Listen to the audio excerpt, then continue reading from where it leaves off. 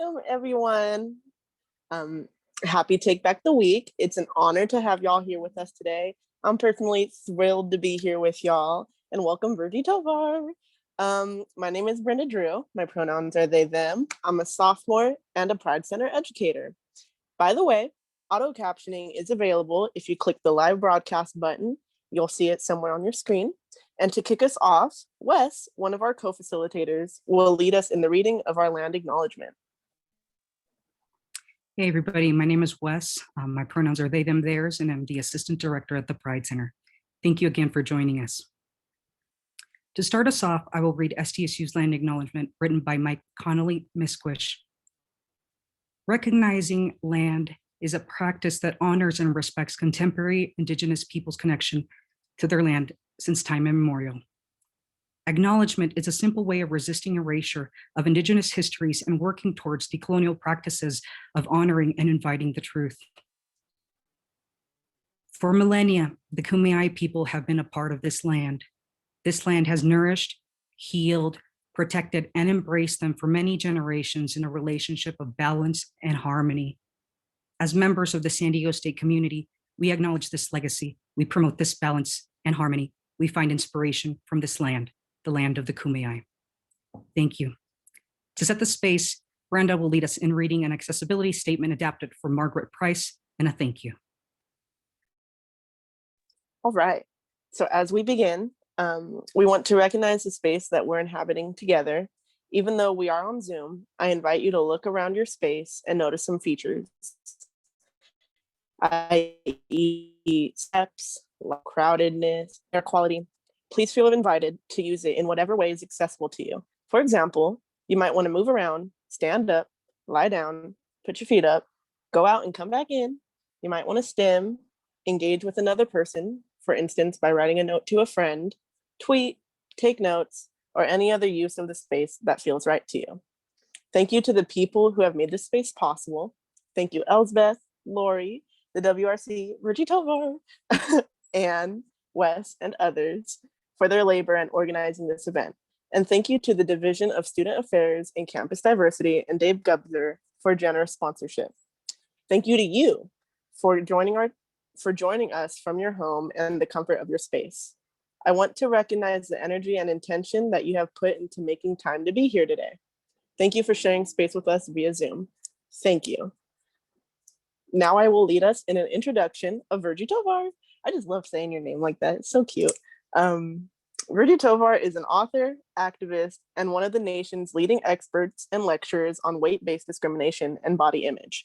She holds a master's degree in sexuality studies with a focus on the intersections of body size, race, and gender.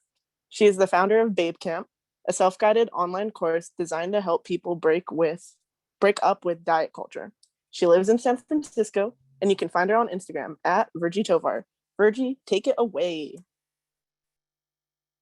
Hi, thank you so much for all of this incredible work that you put into this event, and thank you everyone for being here. I just want to say thank you again for joining me for this talk and for all the work that the folks at SDSU have done. So thank you so much.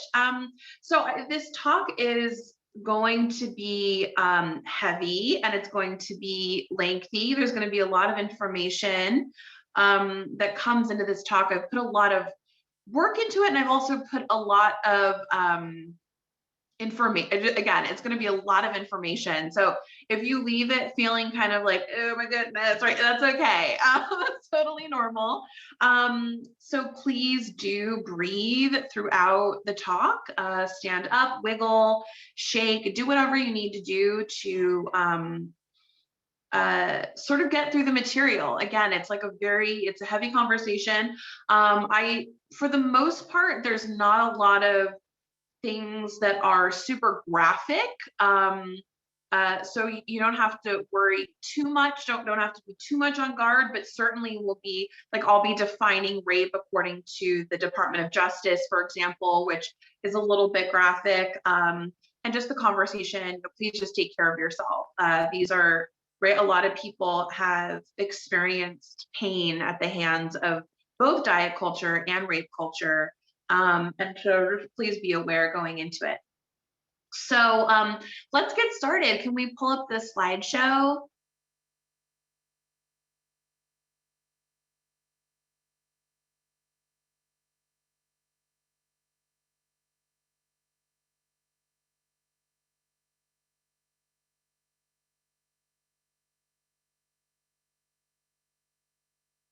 Awesome, thank you. Okay, so I will be talking about 11 things that diet culture and rape culture share. Certainly, this is not an exhaustive list. And there will be opportunity at the end of this talk where we're going to workshop. And I actually encourage you to add to this list. So keep thinking about these intersections. My work is very intersectional, and this talk is really derivative of a keynote that I gave a few years ago for a sexual assault awareness and advocacy organization in Maine, and they sort of approached me and asked me to talk about how these two things intersect, and it was a really powerful invitation, and it was, I think, what was most interesting, I think, for this talk today is that it was very easy to find, to talk about and to find the ways that they intersected.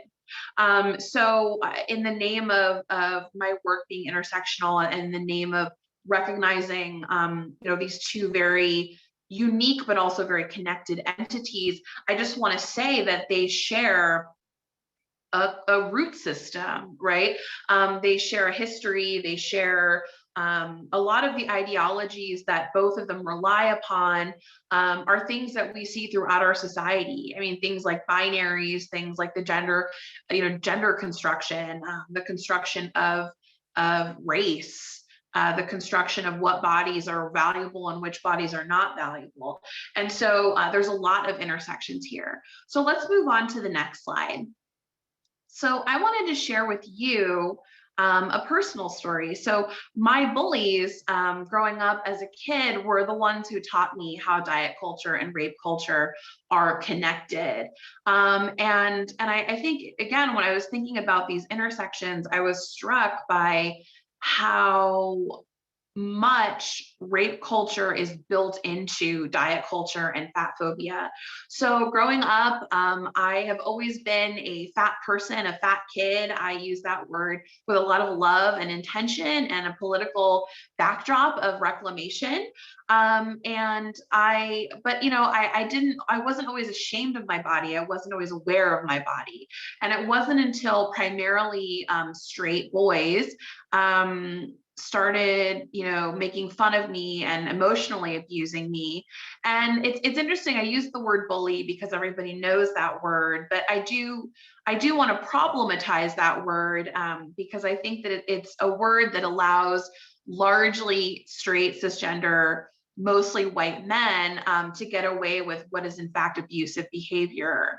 I do think bully is a category that is largely for white cishet men and boys.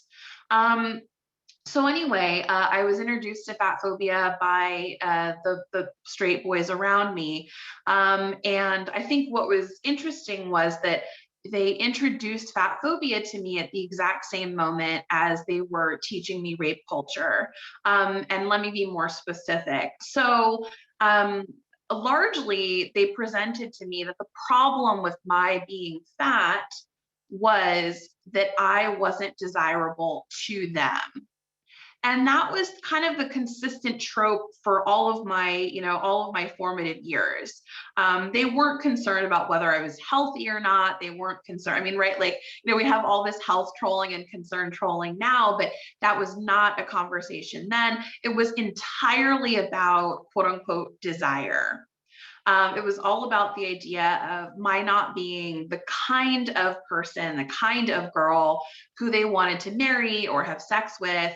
And the whole idea was that if I lost weight, if I became the right kind of girl, then I would be sexually desirable to them, and that would be the best thing that could happen to me.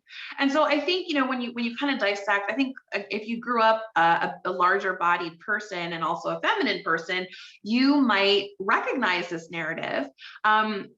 And it might not seem problematic at the outset, but in actuality, what it did and what it does is that it connects the abuse of fat phobia, the absolution from the abuse of fat phobia, or getting away from the abuse of fat phobia, is through becoming an appropriate sexual object for a straight man. And so again, with this story, it was like, you know, my abuser would become my lover. And that's the best possible scenario that I could have imagined as a child, is really indicative and a really lived reality of where these two things, diet culture and rape culture, exist. So let's actually get into the list itself. I'm going to go through these 11 characteristics. So let's move to the next slide. So the first one is difficulty defining the problem. Again, this is really common, right? Like we understand, we have media representation around rape. And to a certain extent, we have some awareness of rape culture, but we don't entirely understand the scope of it. It's actually not just, I mean, we sort of know this by now. It's not just something that occurs with a stranger. It's not something that is typically violent. There's not typically a weapon involved. And again, it's often with someone who we know and who we've been intimate with already. And then similarly with diet culture, we sort of know about what diets are, we sort of know about body positivity, but we don't really understand, you know, the scope. Again, like, what is dieting, what isn't dieting, what is harmful behavior, what isn't harmful behavior, what is fat phobia, you know, what is fat liberation. These kinds of things are characteristic of both. And I would say that this is not an accident. It's very difficult to fix a problem when you don't understand exactly what it is. So let's go to the next slide. So I'm going to kind of define some stuff for you so we can get really clear on what the scope of the problem is. So to begin with, and by the way, I'm going to read every single word on every slide, so you do not need to worry. I will be reading along with you. You don't need to skip ahead or worry about missing anything. What is diet culture? A society or environment that, 1, values thinness above health and well-being, 2, labels fat and fat people as harmful or dangerous, 3, places importance on restricting calories and food, and 4, places food and bodies into binaries, good and bad, junk food, healthy food, right? All these kinds of binaries, again, they play into the same binaries, like the gender binary, the hetero-queer binary, all of these constructed binaries. This same ideology makes its way into diet culture. Next slide, please. So what is rape culture? A society or environment whose prevailing social attitudes have the effect of normalizing or trivializing sexual assault and abuse. And I really want to put emphasis on trivializing. It's not a big deal. It's something that's part of our everyday life.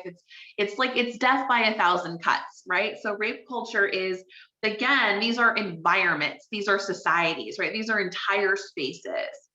Let's move on. So what is a diet? I'm going to make it really simple. Any behavior you do with food that is supposed to cause weight loss. Even if it's something like, oh, this is something I'm doing in order to be healthy. If healthy is measured by weight loss, it is a diet. Even if the primary goal of the food behavior is not weight loss, if weight loss is one of the supposed benefits, it is 100% a diet. The word diet has become unpopular. Healthy or lifestyle are used to mask dieting behavior. So for example, keto is a diet. Juice cleanses are also diets. Intermittent fasting, diet, right? Like all of these things are diets. And what you're probably seeing more and more is the word diet is nowhere in the advertising. The phrase weight loss might not even be in the advertising. But again, if you're manipulating food in hopes of losing weight, you are on a diet. Let's move on. So more and more women, I think in particular, feminized people in general, I think all people really are being taught to think, I just want to be healthy and strong, not thin. But the sneaky secret thought is actually still, I will do almost anything not to be fat.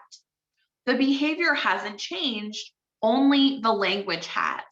And this is really, really important. We see this kind of linguistic manipulation happening in both diet culture and in rape culture, right?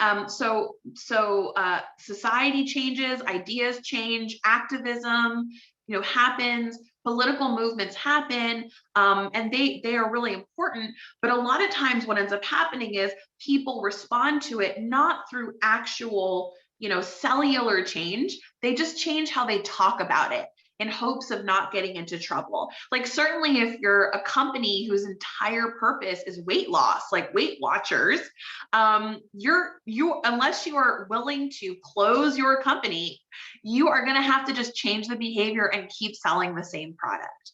So it's really important to understand, like with Weight Watchers is a great example. They took weight out of their title. They have changed their title officially to WW. They no longer go by Weight Watchers. So let's keep going. So what is rape? Okay, this is the Department of Justice definition. The penetration, no matter how slight, of the vagina or anus with any body part or object, or oral penetration by a sex organ of another person without the consent of the victim. Okay, so I mean, you can obviously see, right? There's gender essentialism in this. There's probably like there's a lot, right? There's a little bit of there's an allusion to the gender binary, and I think, right, like it again, it's looking at this exceedingly physical, right? Like this is about a legal benchmark of what rape is. It's important to understand, to look down at the bottom of the slide, though. Often rape happens with someone we know and involves no physical force at all. This includes rape initiated through begging, through anger, someone getting mad because they're not getting sex, or sexual activity of some kind, and playfully, quote unquote, asking repeatedly for sexual engagement after a person has said no. One of the things that really struck me at that conference that I attended, for the sexual assault organization in Maine, was when I was talking to rape educators. They were telling me that the most commonly people are experiencing rape through this sort of verbal manipulation, almost like wearing somebody down, like asking them over and over and over again, asking them playfully, asking them nonstop. It often doesn't even involve anger. It's often ensconced, or like kind of seems like, quote unquote, play. And in actuality, it's very, very manipulative. So let's move on to the next slide. So the second characteristic that they both share is normalization and internalization. And I'm going to talk a little bit about both of those things, like, and unpack them a little bit. But I wanted to say internalization is when something goes from an idea or an ideology that lives outside of you, like in society, that then moves into you and becomes part of your worldview. So, for example, racism is an ideology, a form of oppression that is created by society. But when we internalize racism, that means that we begin to see the world through that ideology. We begin to see the world through the lens of the racist, right? Or we internalize the idea of sexism, right? And we see the world through that. So internalization is like when something goes from out here, outside of us, to something that's inside of us, in our brains and how we see things. So let's move to the next slide. So I'm going to tell you what fat phobia is. I'm going to define it. So fat phobia is a bigotry ideology that positions fat hatred and negativity as normal. It positions fat people as naturally inferior and positions weight gain as a sign of moral failure and lack of self-control. Again, I want to say a lot of our attitudes towards fat people right now, we have this belief that we were born thinking this, right? I just am like, for example, I've heard so many people say, well, I'm just not attracted to fat people, as if you were just born that way, as if like, as if we're not taught every day by our society who is and who is not attractive. And so I think what's really important to understand is fat phobia is absolutely a form of stigma, discrimination, and oppression. Our attitudes towards fat people are not something we're born with. They're something that we're taught. So let's move to the next slide, where I'm just going to basically reiterate what I just said. It's easy in this moment to imagine negative attitude towards fatness and fat people as something we're born with, something natural. However, actually, we learn these attitudes from our culture and they become normalized through exposure, which leads to internalization. So again, going back to internalization occurs through, to use the metaphor again, death by 1,000 cuts, right? It's like every single day you're seeing on TV, you're seeing on your screen, you're seeing your friends, your parents, your family members, the people in your classes, everybody's just kind of like normalizing these certain kinds of behaviors.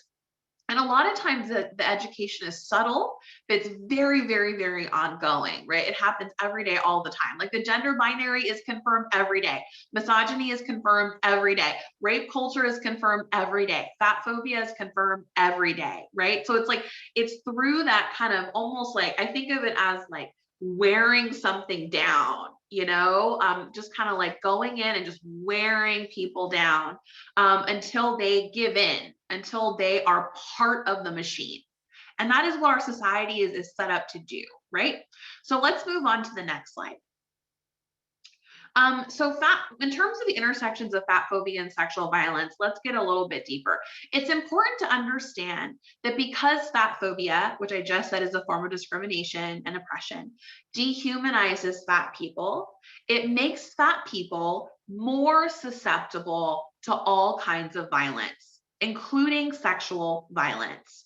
Again, I know that people in this room probably know the trope, this idea that fat women just do not experience sexual assault. Again, there's this idea that fat women are quote unquote not desirable and therefore would not experience sexual assault. And you see how society is putting desirability on sexual violence.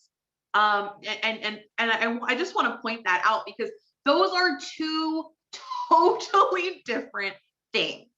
Violence is largely about something that occurs when society has indicated that a person is subhuman and deserves to be treated less than human, and there's an opportunity to enact violence on them. So in a lot of ways, violence is about opportunity plus dehumanization. Desirability is an entirely different thing.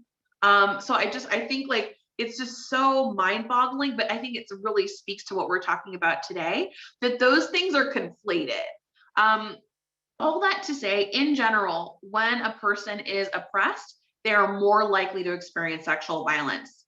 I think there is this idea that it's white, cis-het, able-bodied, conventionally attractive women, cis women who are like more likely to experience sexual assault and rape. Because of their position in our society and the hierarchy of like feminine ideal or whatever. But in actuality, what we know from the statistics is that the people who are treated like garbage by our society are the ones who are experiencing disproportionate violence. And I'm going to show you some statistics in a minute to really drive that home. Let's move on to the next slide.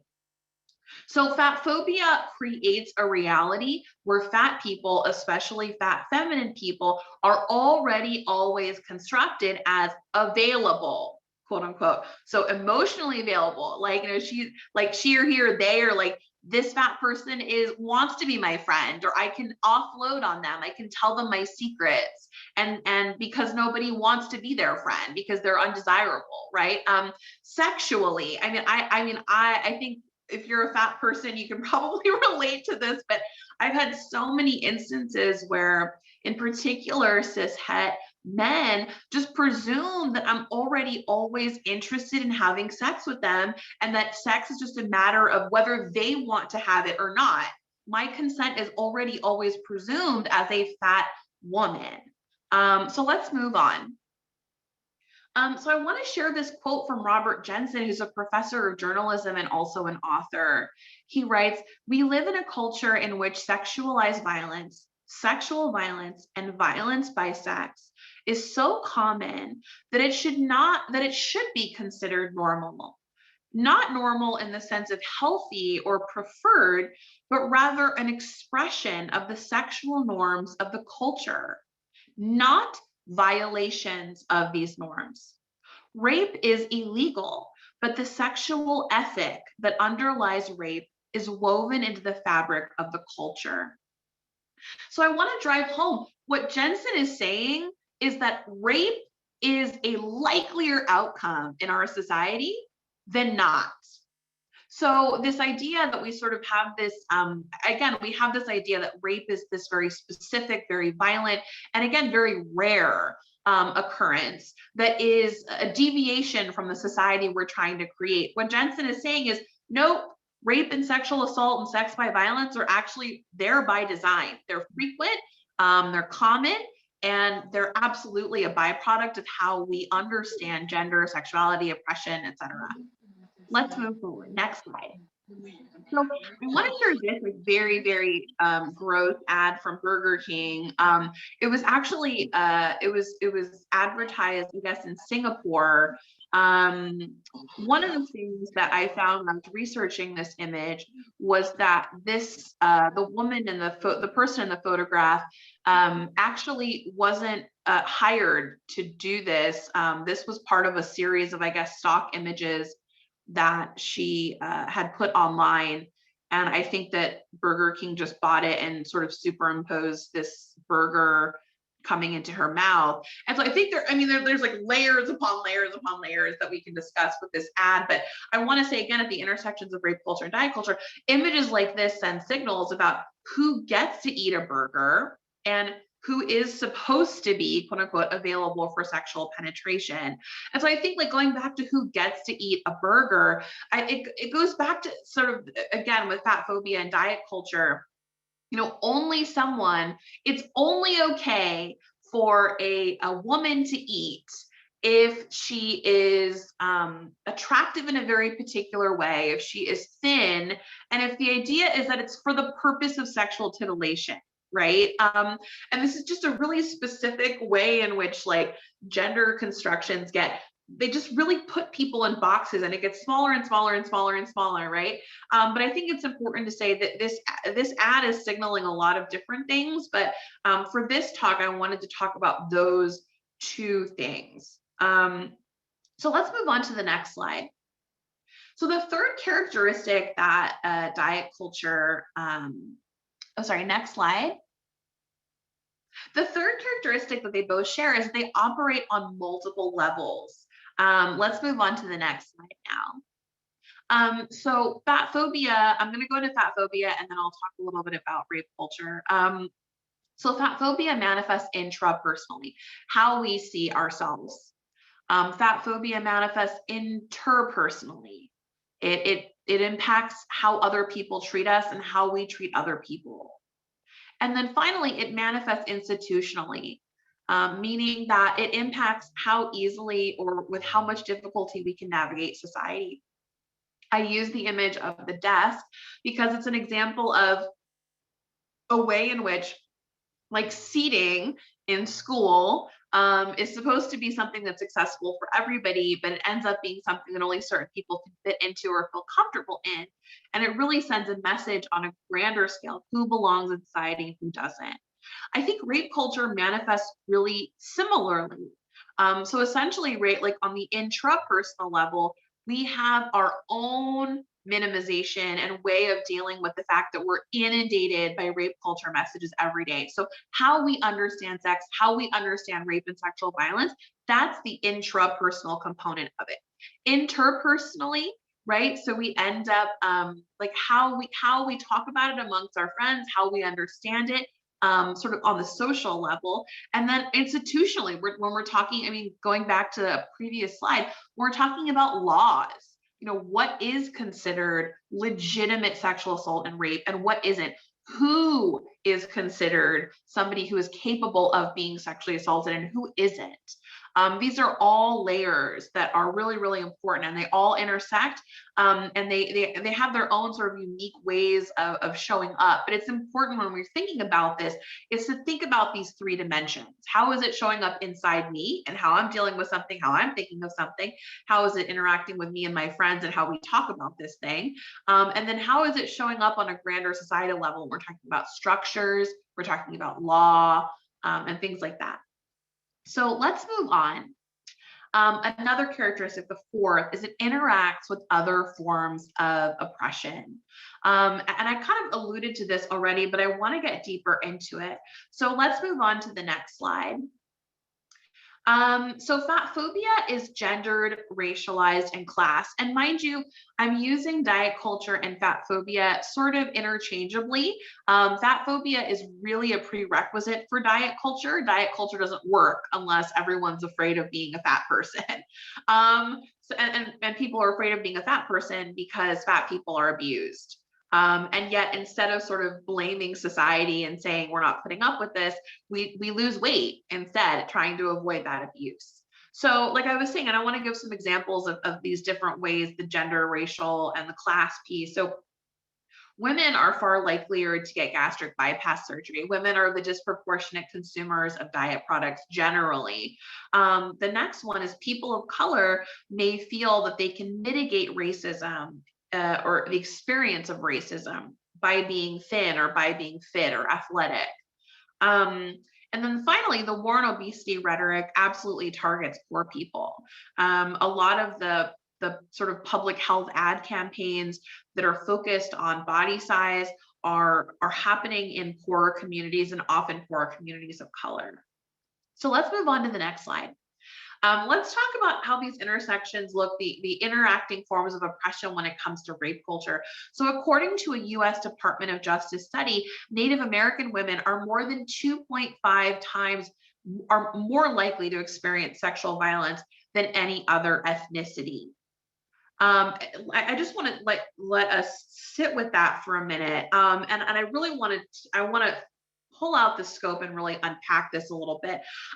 So why might Native American women be more than 2.5 times more likely than any other ethnicity? There's a lot of potential reasons, but like one of them is literally we as a country have erased Native populations. It's a concept known as ghosting. This idea that Native Americans are part of a past of the country that no longer exists. And I think really what this is, this ghosting phenomenon, what it does is, again, it dehumanizes, it creates a sense that this is not a person, that they are not alive, that they are not like me, and therefore I have the opportunity to take advantage. I think another thing is that in certain communities, Native women are not counted. And that's, I mean, that has a lot to do with sort of, zoning and like, and whatnot. I don't have a lot of technical knowledge of those things, but in general, right, all of this ends up signaling, these are others. These are people who I can harm and get away with it. And the fact, right, again, we have this idea that the person who is at the highest risk of sexual assault, because this is what we see in media, the people who are, again, in our country's imagination, the people who are at the highest risk of assault are white women. And that, because again, those are the stories that get turned into movies.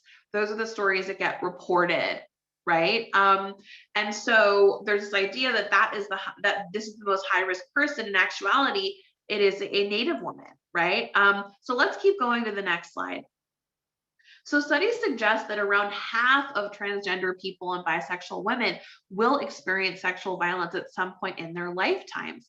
It's important to know that like the average statistic is 1 in 4 or 1 in 5. So half is staggering, right? It's a lot more people. And again, it goes back to the fact of like, how are trans people constructed? How are queer people constructed? Again, we go back into the othering. We go back into the fact that queer people and trans people are not seen as fully human in our society. And this becomes the entry point for violence. I think another thing is, right, like trans people, queer people have an exceedingly fraught relationship to police because of the history of police violence against the queer community and trans community, right? So are these folks likelier to report and be trusted? Probably not.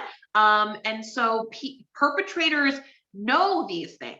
They know, right? They calculate, like, can I get away with this? Is this? And I think what's interesting is some of it is calculated, some of it is like consciously, like, okay, I'm taking into account this, but a lot of it is subconscious, just the felt sense of I can get away with this. And I think another thing when it comes to fat people and queer people and Native people, like various racialized people, it's important to recognize that our society does not view these people as reliable witnesses. When it comes to coming forward and reporting sexual violence, there is a really disgusting expectation of the right kind of victim being believed.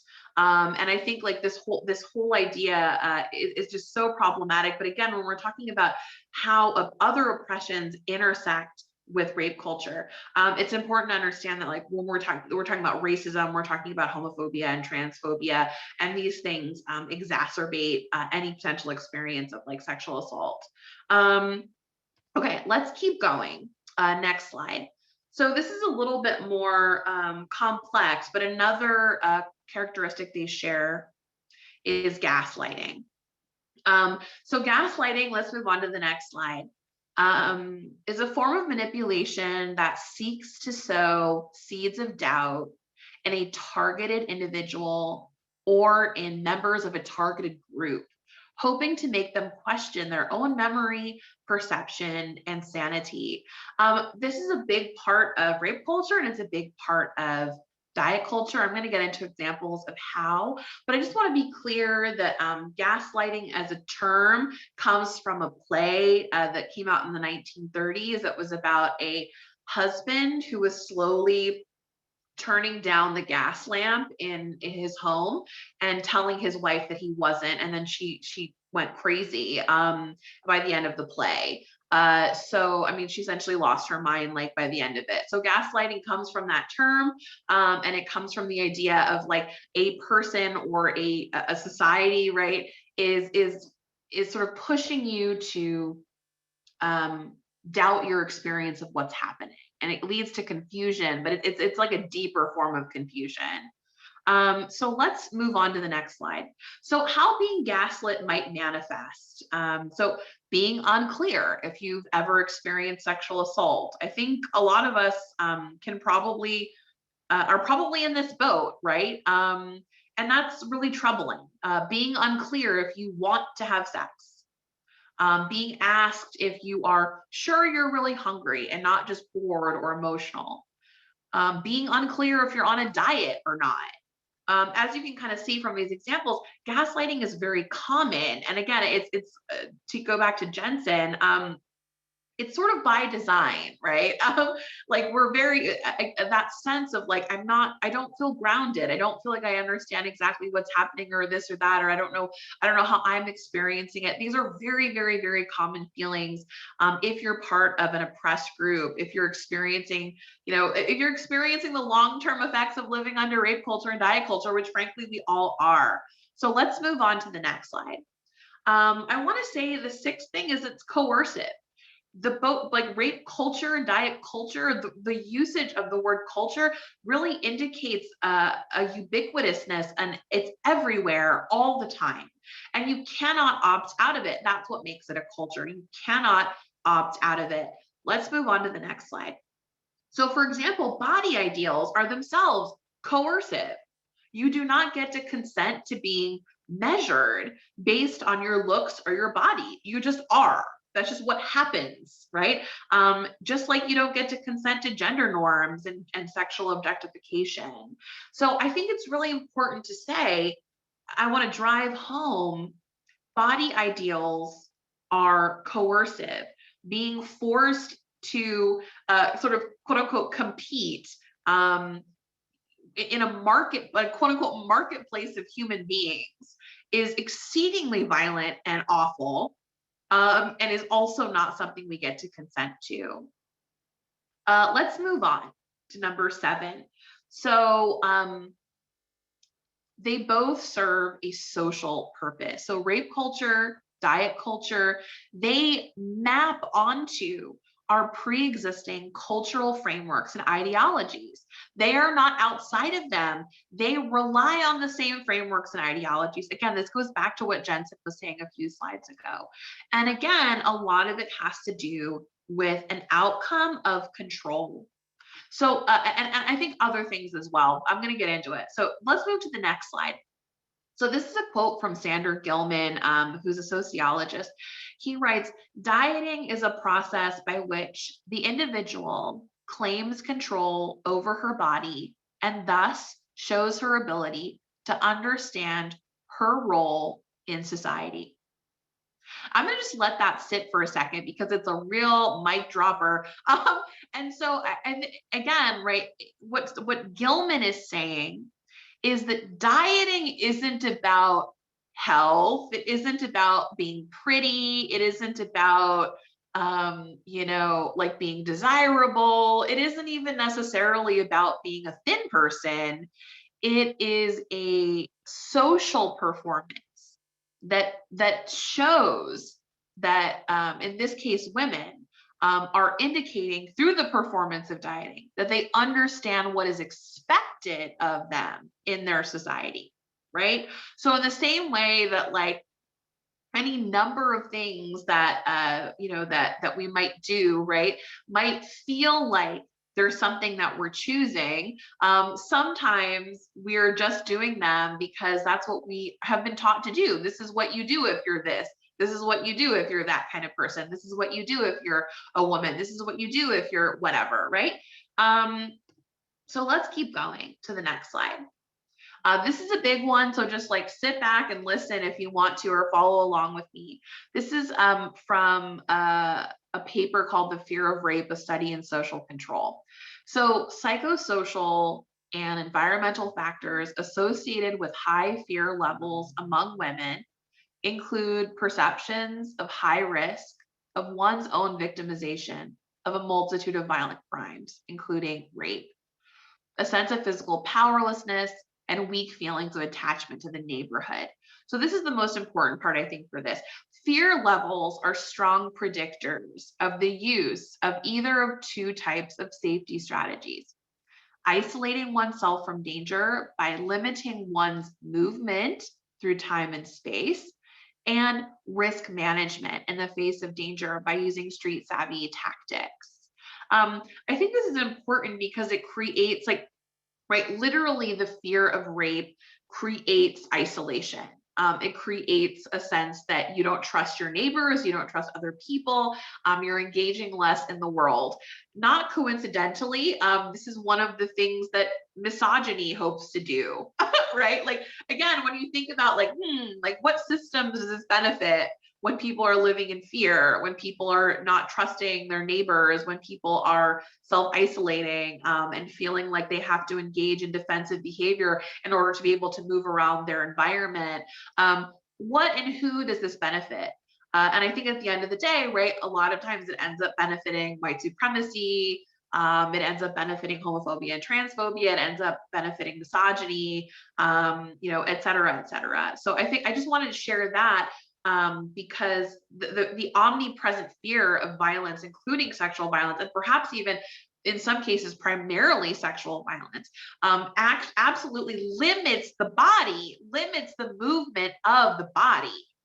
And I think the reality is, we know certainly this is true for like feminine people and feminized people. And so I just wanted to like bring that home in terms of how that might look on the ground. So let's move on to the next slide. So neoliberalism, I'm going to unpack that in this. I'm going to define it in a second, but Essentially, neoliberalism is the individual is expected to correct for a systemic problem. Neoliberalism is technically an economic term, and it describes the kind of capitalism that we practice in the United States, which is very focused on the individual taking care of everything, right? So neoliberalism is like the idea that anybody can make as much money or have anything they want as long as they work hard enough. And if they don't have what they want and they don't have a home or they don't have food or they don't have money, it's because they personally failed. So that's what neoliberalism is. Again, it's an economic term, an economics term, but it really does describe American life beyond economics. Let me show you how that looks in the case of diet culture and rape culture. So this image, right, I think this really, really captures what this looks like. So you see, like the current ideologies don't get raped. And this sign is correcting that. Don't rape, right? Putting the responsibility off of the individual from quote unquote being in the wrong place or quote unquote wearing the wrong thing or quote unquote, drinking too much or something like that, right? Taking the responsibility off of the individual who is being assaulted or potentially assaulted onto the person who chooses to assault. And I think again, this paradigm of blaming, this paradigm of sort of saying the individual is responsible for rape culture and can prevent rape culture, it just doesn't work, right? Like it doesn't make any sense. But it's normalized by our society. So let's move on to the next one. Number 9 is victim blaming, which is super connected to neoliberalism, but a little bit different. I wanted to have them on separate slides because I do want to say that they're connected, but they are not the same thing exactly. So victim blaming is classic. I'm sure people have all heard this, but essentially the person who is experiencing the violent act ends up getting interrogated and blamed. I mean, we saw this in the lead up to the Supreme Court justice, hearings that were happening a couple of years ago by now, but this is still ongoing. Let's move on to the next slide. So the way that this looks in fat phobia is kind of, I mean, literally it's like the fat phobia version of the slide that I just showed you with the banner that the person was holding. So how do we culturally deal with fat phobia right now? So can you click forward? It's going to do a little X thing. Yes. So right now, the way that we deal with fat phobia is that we ask fat people to become thin people and essentially become part of the dominant group rather than ending the discrimination itself. So I want to say that one more time, right? Like, so dieting, weight loss doesn't end fat phobia. Ending fat phobia ends fat phobia. Similarly, right? Like asking individuals not to go out at night or not to wear certain clothing or not to drink or not to do whatever, right? Like that doesn't end rape culture. Ending rape culture ends rape culture, right? And so I think it's important to contextualize and invert the way that our society thinks about these issues. Let's move on to the next slide. Long-term negative impacts is another thing that these two, that diet culture and rape culture, share. Let's move on to the next slide. Excuse me. One second. So this is from the organization in Maine that I was talking about. It's called Mikasa. And they write, excuse me, women who experience rape, stalking, and or intimate partner violence are significantly more likely to experience asthma, irritable bowel syndrome, diabetes, frequent headaches, chronic pain, difficulty sleeping, activity limitations, poor physical health, and poor mental health than women who have not had such experiences. Let's move on to the next slide.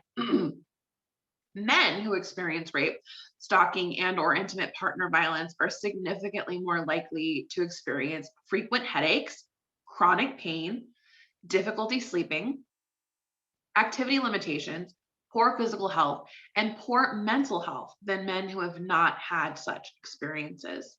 And I think, again, they only have this data on people identify as women and people identify as men. But I think this sort of goes to show, right, that it's not, we know that a traumatic event doesn't just stay isolated. It doesn't just happen and then it's over. We know that the trauma moves into the body and becomes things like chronic illness. So let's go to the next slide. This slide, again, a lot of words, just stay with me. This is a paper that correlates weight discrimination or fat phobia with the risk of mortality, so death. I'm going to read to you, this is a section of the abstract, not the whole thing, but just bear with me. So discrimination based on weight is a stressful social experience linked to declines in physical and mental health. Weight discrimination was associated with an increase in mortality risk of nearly 60% in participants. This increased risk was not accounted for by common physical and psychological risk factors. In addition to its association with poor health outcomes, weight discrimination may shorten life expectancy. So this is a big one, right? Because we live in a culture right now that says that fat people are to blame if they have a shorter life or worse health outcomes than thin people. What this paper is indicating is that some of that, perhaps a lot of that, actually has more to do with fat phobia and discrimination than with any individual behavior. I think, again, one of the things that I've been talking about for almost an hour has really been taking the focus away from the individual and focusing on the systems that in which the individual must navigate, how abusers are sort of promoted by cultural ideologies and frameworks, if not explicitly, then implicitly, right? And all these different things. So I wanted to let that land, right? Weight discrimination is associated with not only poor health outcomes, but potentially a shortened lifespan. So let's move on. So this is the final characteristic that I'm going to talk about in this talk. The belief that only terrible or obviously violent people are capable of harm, abuse, or collusion, like playing along. I want to debunk that. Let's move on to the next slide.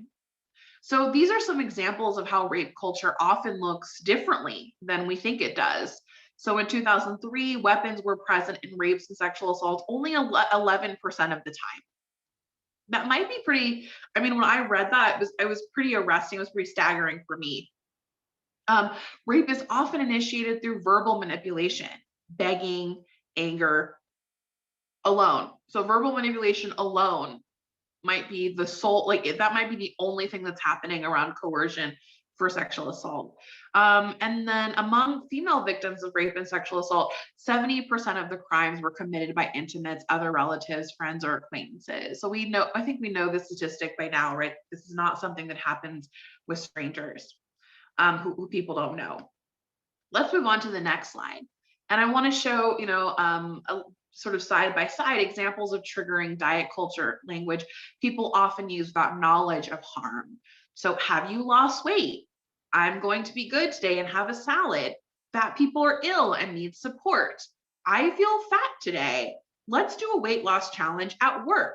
These cookies are evil. I'm just not attracted to fat people. So these are all things that, again, right, like even people who are aware of fat phobia, who know that fat phobia is wrong and that it hurts people, might still inadvertently be contributing to fat phobia.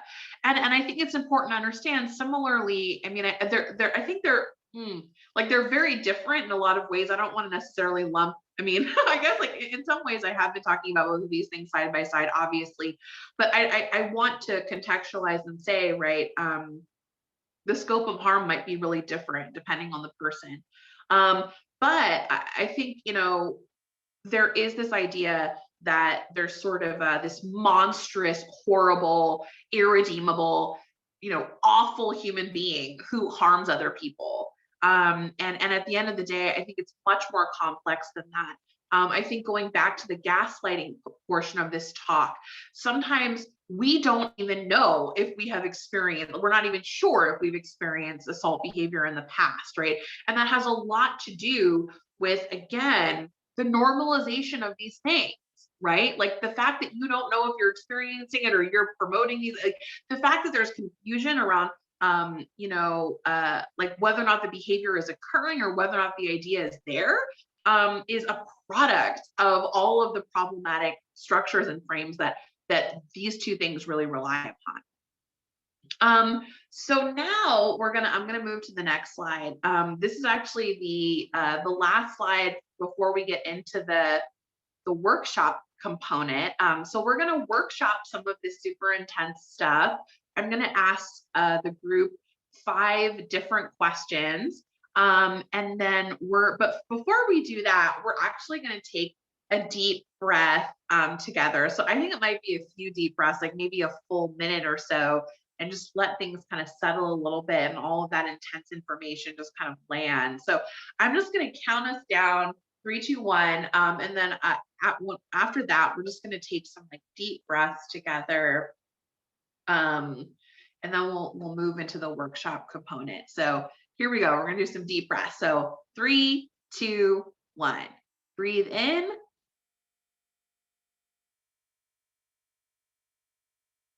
Hold it, and then out.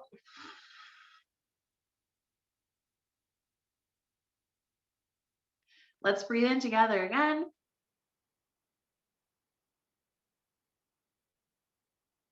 Hold it, and this time make some noise.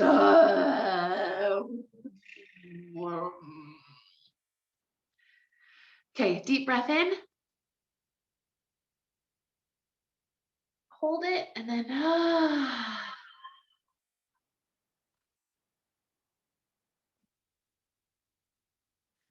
deep breath in. Hold it, and then out. Let's do one more together. And then out.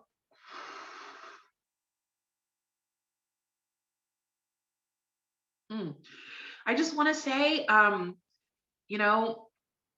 rape culture and diet culture are really poop garbage, which I'm sure that we know. And I there's that sense of, I think sometimes I feel, one second. Sometimes I feel this sense that there's just no way out of it. Like it's like, I go this way, I'm gonna hit that thing. I go this way, I'm gonna hit that thing.